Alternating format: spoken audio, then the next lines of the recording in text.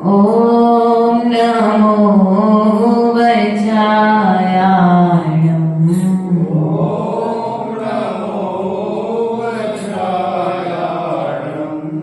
ॐ नमो लोय सब साहुरम्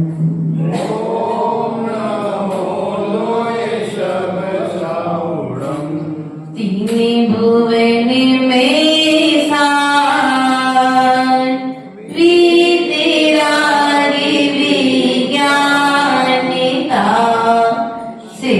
स्वरूप सेविकार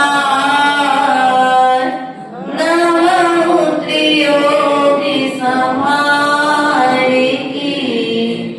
बोले अनंत सिद्ध परमेश्वर भगवान की देवादिदेव मूलाय चिंता विपाशा भगवान की सासनाय भगवान महावीर स्वामी की आचार्य भगवंत कुंद कुंद स्वामी की आचार्य भगवंत विराम सक्ति विशुद्ध सागर जी विभव सागर जी महाराज की छेड़ाला ग्रंथराज की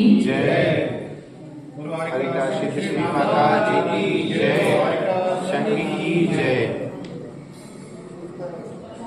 प्रिय बंधुओं, पूर्व में अपना विषय चल रहा था निकल परमात्मा अर्थात सिद्ध परमेष्टि के विषय में बनने कर जानकारी ली थी और त्रिविध कर्ममल जो द्रव्य कर्ममल, भाव कर्ममल और नो कर्ममल से रहित हैं, जो बहिरात्मपनि से रहित हैं, अब अंतरात्मा अर्थात परमात्मा को परम पद को प्राप्त कर चुके हैं। ऐसे सिद्ध परमेष्टि को नमस्कार करते हुए आज पुनः हम अजीब तत्व के वर्णन को यहाँ पर जानने और समझने का प्रयास और पुरुषार्थ करेंगे कारिका नंबर 7 के माध्यम से। चेतनता बिन सो अजीब है, पंच भेदता के हैं, उद्गल पंच वर्ण रस गंध दो, परस वसु जाके हैं, जीव उद्गल को चलन सहाई, धर्म द्रव्य अनुरूपी, तिष्ठत होए अधर्म सहाई, जिनमें मूर्ति निरूपी। अर्थात अजीब तत्व का लक्षण बताते हुए पंडित दौलत राम जी कहते हैं, चेतन ताबिल सो अजीब है, अर्थात जो चेतना से रहित है, चेतना अर्थात ज्ञान दर्शन से जो रहित है, जो मन से रहित है, वह कौन है? अजीब है। वह कौन है? अजीब तत्व है। 7 तत्व तो अपन ने जाने थे पूर्व में। तो जीव तत्व संसारी जीव, मुक्त जीव, निकल परमात्मा, सकल परमात्मा आदि के भेद से आचार्य भगवंत ने जीव तत्व की विवक्षा करी थी। अब पंडित दौलत राम जी अजीब तत्व की विवक्षा कर रहे हैं और उद्गल द्रव्य की और धर्म द्रव्य और अधर्म द्रव्य के विषय में बता रहे हैं कि जो चेतना से रहित है सो अजीब है, पंच भेदता के हैं। अजीब तत्व के कितने भेद हैं? 5 भेद। कौन कौन से? उद्गल पंच वर्ण रस गंध दो, अर्थात जो 5 इंद्रियां है ना, ये जीव के विषय नहीं है, ये उद्गल के विषय है। किसके विषय है? उद्गल के विषय है, अर्थात स्पर्शन इंद्री के विषय पर में पूर्व में जाने थे। हल्का भारी, कड़ा नरम, रूखा चिकना, ठंडा गरम। रसना इंद्री के विषय में भी अपन ने जाना था पूर्व में, खट्टा मीठा चरपरा और कसायला। घ्राण इंद्री के विषय में भी जाना था, सुगंध और दुर्गंध। उसके पश्चात में चक्षु इंद्री के भी 5 विषय बताए गए थे, नीला, पीला, काला और सफेद। उसके पश्चात में कर्ण इंद्री के विषय 7 बताए थे। सा रे ग म पा ध नी, है ना।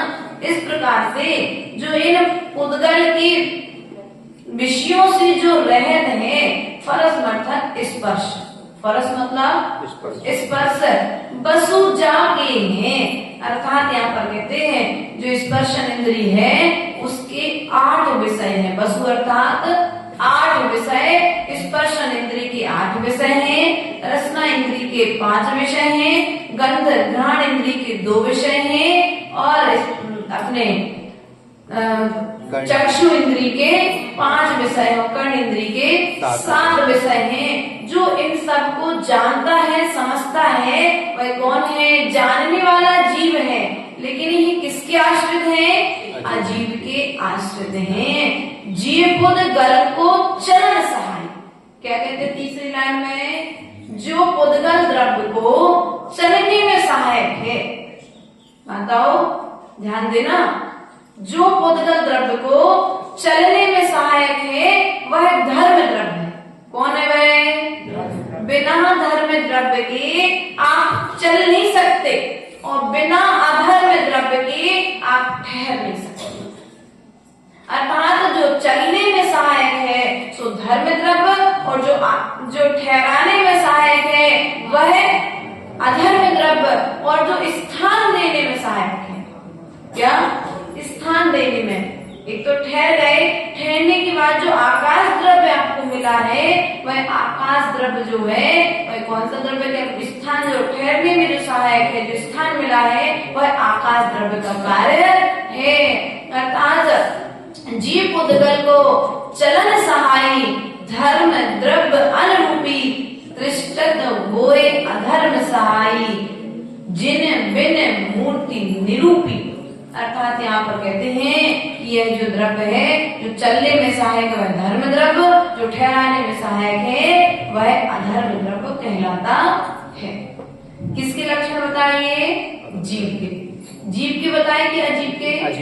अजीब द्रव्य की विवक्षा यहाँ पर चल रही है, क्योंकि आज तक जीव ने या तो जीव की पहचान नहीं की है इसलिए संसार में भटक रहा है, या फिर इस जीव को अजीब की पहचान नहीं है। अजीब तत्व पर विश्वास न होने के कारण ही तो यह पर्यायों की परिणति में परिवर्तन हो रहा है। इसलिए यदि परिणति में परिवर्तन करना है तो पहले हमें पुद्गल आदि द्रव्यों पर श्रद्धान करना पड़ेगा कि अजीब को अजीब मानना पड़ेगा, जीव को जीव मानना पड़ेगा।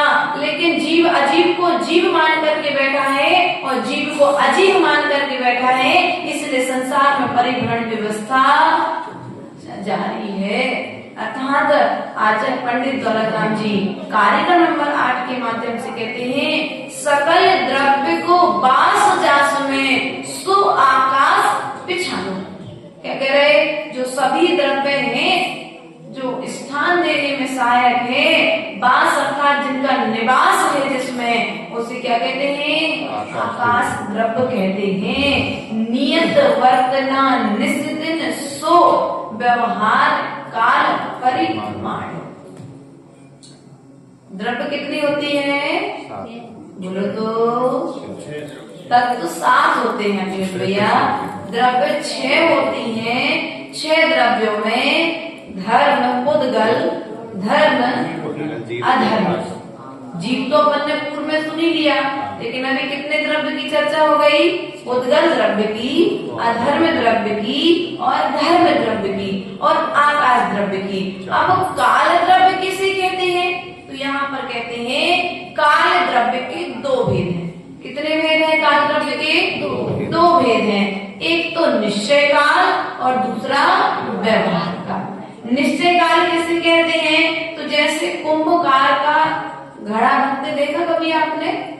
चाक पर जब मिट्टी का लौदा रखता है वो, तो उसे एक बार घुमा देता है हाथ से, फिर वो अपने आप बहुत देर तक घूमता रहता है। तो जैसे उसको चलाने में, उसको चाक को चलाने में नीचे में लगी हुई कील सहायक है, वह कील दिख नहीं रही है लेकिन फिर वह चाक चल रहा है।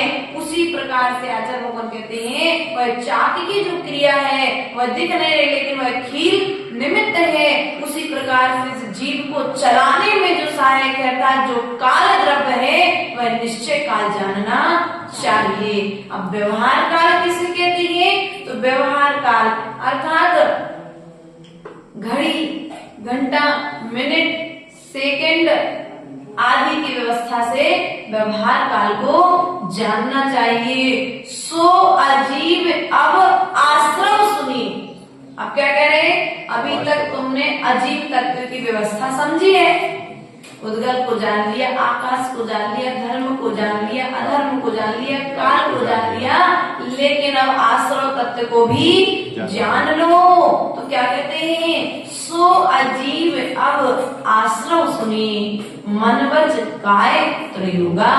मन वचन और काय के योग से जो कर्मों का आना होता है वह आश्रव कहलाता है। किसके योग से? वचन काय के योग से। बोलो तो। वचन काय के योग से। मन वचन काय के योग से जो कर्मों का आना हो रहा है वह क्या है? आश्रव है। तो आश्रव। और मन नहीं रहे तो आएंगे क्या कर्म? बोलो तो। मन किस किस के पास में है? क्या दो योग के निमित्त से कर्म आएंगे कि नहीं आएंगे? माता जी विचार करो। हैं? भैया आश्रव जारी है। एक इंद्रिय जीव के लिए भी कर्म का बंध हो रहा है। उनके पास मन नहीं है, वचन नहीं है, मात्र काया है, लेकिन फिर भी कर्म का बंध। यहाँ पर मूल रूप में जीव की संगी पंचेंद्रिय जीव की अपेक्षा से कहा जा रहा है कि जो संगी पंचेंद्रिय जीव है वह क्या करेगा? मन वचन काय के योग से कर्म का आश्रय करेगा।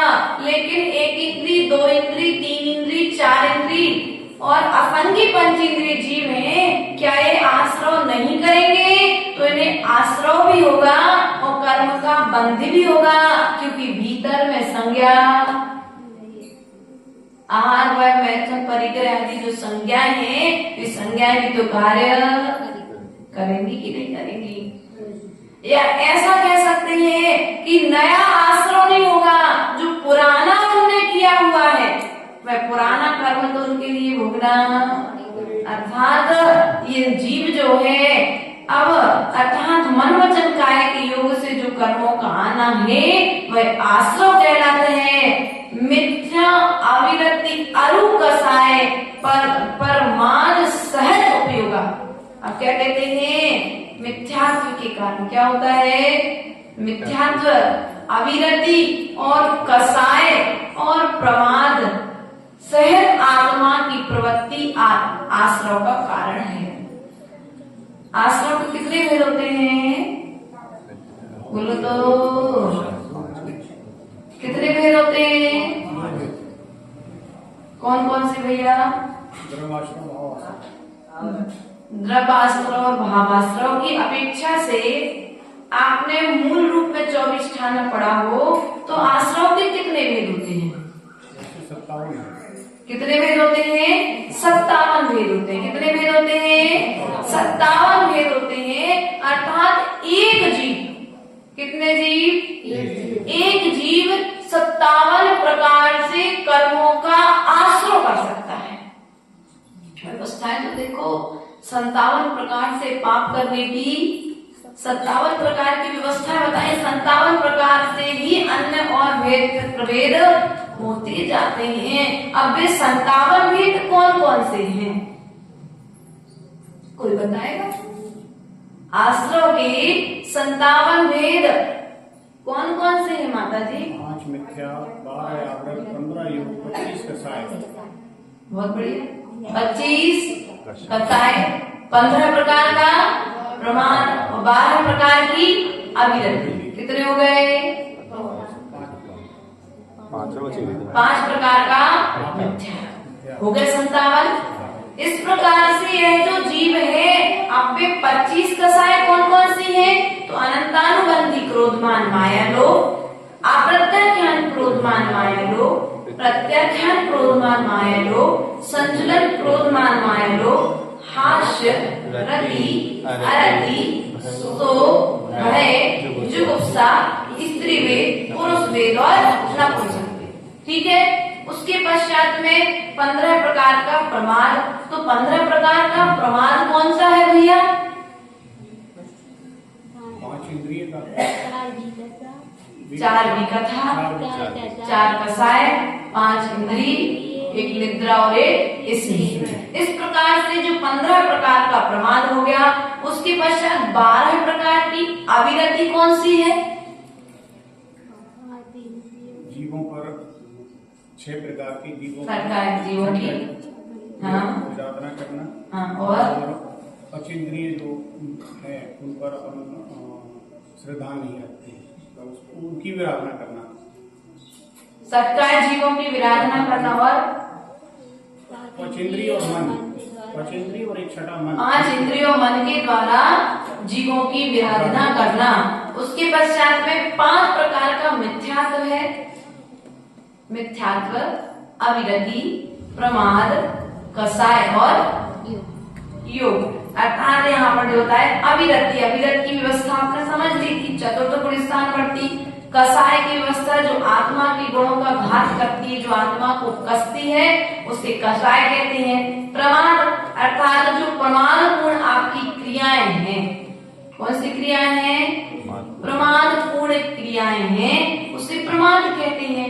हर कार्य को करने में आलस होना, कर लेंगे, चले जाएंगे, हो जाएगा, टाइम पर ना करना कार्य, तो ये प्रमाद है। और प्रमाद करते ही करते तो हम आज पंचम काल में हमें जन्म लेना पड़ा है।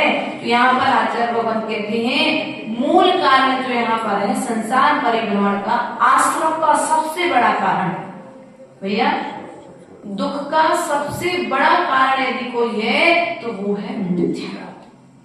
क्या है? बोलो तो मिथ्या।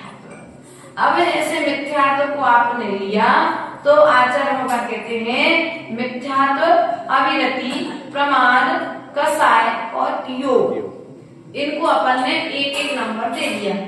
एक मिथ्यात्व, एक प्रमाद, एक कसाय, एक योग और एक अविरति। अब जब एक एक नंबर सबको दे दिया तो कितने हो गए? 5 एक सामने रख दो, कितने हो गए? 11,111। कितने हो गए? 11,111। अब आचार्य भगवत कहते हैं कि जब अब आपके लिए यदि आप मिथ्यात्व मात्र का त्याग करते हैं, किसका त्याग करते हैं? सबसे ज्यादा पावरफुल, सबसे ज्यादा पाप कराने वाला, सबसे ज्यादा कर्म में बांधने वाला, सबसे ज्यादा दुख को देने वाला कौन है? मिथ्यात्व है। अब आप 11,111 में से मात्र एक कम कर दो, कितने बचे? कुल कितने बचे? 10 बचे। 11,000 तो एक करा है, 4 एक सामने रखे, आपके कितने बचे? अब 11,111। 10 बच गई ना? बोलो। 5 में से एक कम किया, 4। 5 में से एक कम कर दिया आपने, मात्र मिथ्यात्व कम किया है। मिथ्यात्व मात्र के कम करने से कितने विल पावर का कम हो गया? बताओ, विचार करो। उसके पश्चात में एक और कम कर दो, एक एक कम करते जाओ। तो आचार्य भगवान कहते थे मात्र मन वचन काय अकेले कुछ भी करने में सक्षम, जब तक मिथ्यात्व का सहारा ना मिले, जब तक अविरति, प्रमाद और कसाय का सहारा ना मिले, तब तक ये तीनों योग मिलकर के कुछ भी नहीं कर सकते हैं। अगले में आचार्य भगवान कहते हैं यही आत्मिक दुख कारण ताते खोत जी। क्या है ये जो 57 प्रकार के आश्रय हैं, ये क्या है? दुख के कारण है। किसके किसके कारण है भैया? दुख के कारण है। बोलो तो। दुख के कारण है। और इनको ही हमने आराम से पाल करके रखा हुआ है। घर में कोई त्रेज जानवर नहीं पाला, लेकिन त्रेज जानवर से बुरा कौन है? मिथ्यात्व। वो त्रेज जानवर तो तुम्हारे घर में 1 साल रहेगा, कुछ अपनी आयु कर्म तक रहेगा, 1 भव तक तुम्हारे साथ में रहेगा, लेकिन मिथ्यात्व तो अनादि काल से तुम्हारे साथ में आ रहा है। इसलिए प्रिय बंधुओं, यदि किसी को छोड़ना है तो सबसे पहले मिथ्यात्व को छोड़ो। परिवार छूटे या ना छूटे, धन छूटे या ना छूटे, घर छूटे या ना छूटे, लेकिन मिथ्यात्व जरूर छूट जाना चाहिए, क्योंकि ये जो पर्याय मिली है मात्र मिथ्यात्व के त्यागने के लिए मिली है। जीव प्रदेश से बंधे विधि सो बंधन कबहू न सजिए। अर्थात अब कहते हैं यह जो जीव है, कौन बांधने वाला है इस जीव को? अब जब कर्मों का आश्रय आ रहा है, हो रहा है, तो आश्रम में के माध्यम से जो आए हुए कर्म हैं वे क्या हो रहे हैं? सत्ता में जाकर के रुकते जा रहे हैं। अर्थात उनका जो रुकना है वही तो बंध कहलाता है। क्या कहलाता है?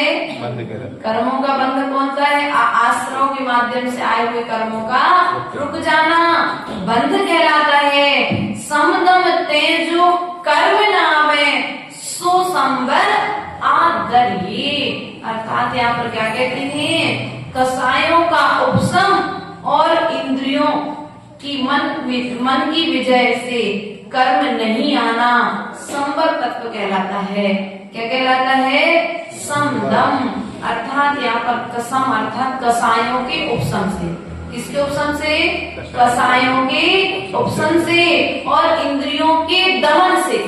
जब तक इंद्रियों का दमन नहीं होगा और कसायों का उपशम नहीं होगा।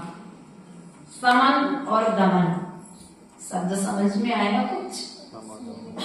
समन करना अर्थात थोड़ी देर के लिए, जैसे हमने बताया था।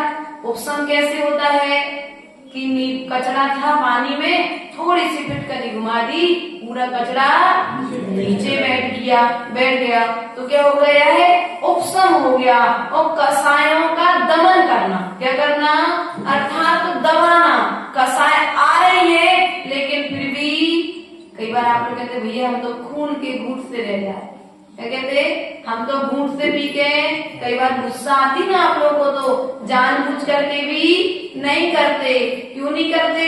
क्योंकि आपको मालूम है यदि हम कसाय करेंगे तो इस कसाय का फल किसको मिलने वाला है?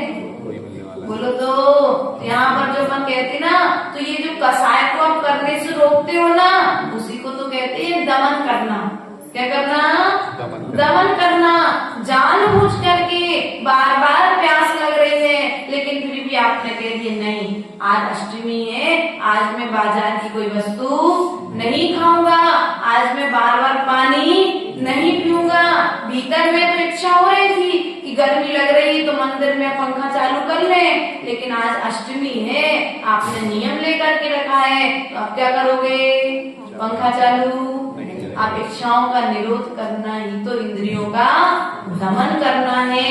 तो समदम तेजो कर्म नामे सो संबर आदरिये। अर्थात एक कसायों का समन और इंद्रियों का दमन करना संबर कहलाता है। तपोबल के विधि झरण निर्जरा। और तपोबल के द्वारा कर्मों की एक देश निर्जरा होना क्या कहलाता है भैया? तप बल के द्वारा कर्मों की एक देश निर्जरा होना। क्या होना? निर्जरा होना। निर्जरा अर्थात कर्मों का झड़ना। जैसे आम के पेड़ में बहुत सारे फल आ गए, लेकिन क्या पूरे आम इकट्ठे गिर जाएंगे क्या? जब तक कोई डाली को हिलाएगा नहीं तब तक आम गिरेंगे नहीं। लेकिन वे फल जैसे जैसे पकते जाएंगे वे फल अपने आप नीचे।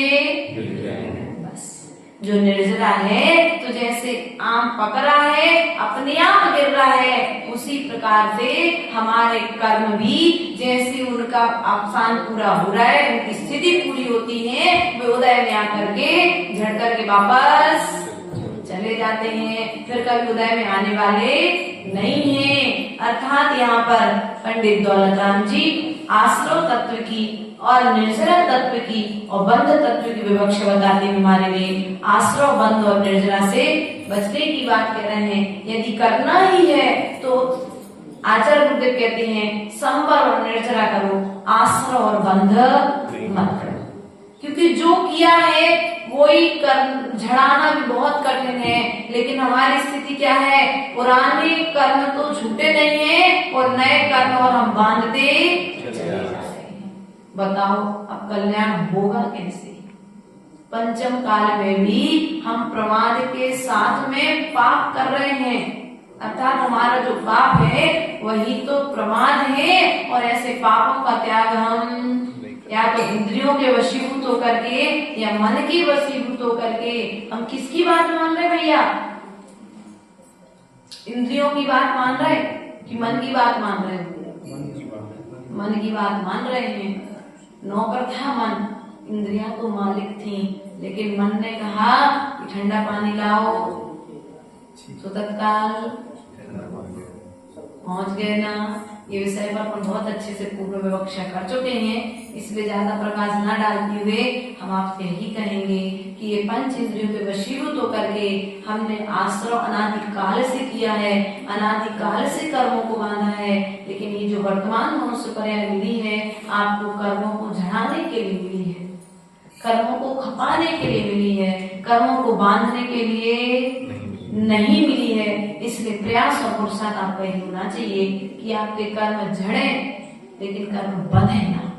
क्या कर्म झड़े तो लेकिन कर्म बंधे ना, ऐसा पुरुषार्थ हमें निरंतर करते रहना चाहिए। मोक्ष तत्व की विवक्षा को बताते हुए आचार्य उन्होंने व्यवहार सम्यक दर्शन का स्वरूप बताते हुए कहते हैं सकल करते रहते अवस्था सुस्थिर सुखकारी, यह विधि जो सरधा तत्वन की सुसमगित व्यवहारी, देव जी नेत्र गुरु परिग्रह बिन धर्म जन दया जुत सारो, ये गुमान समय कित को कारण अष्ट अंग जुत धारो।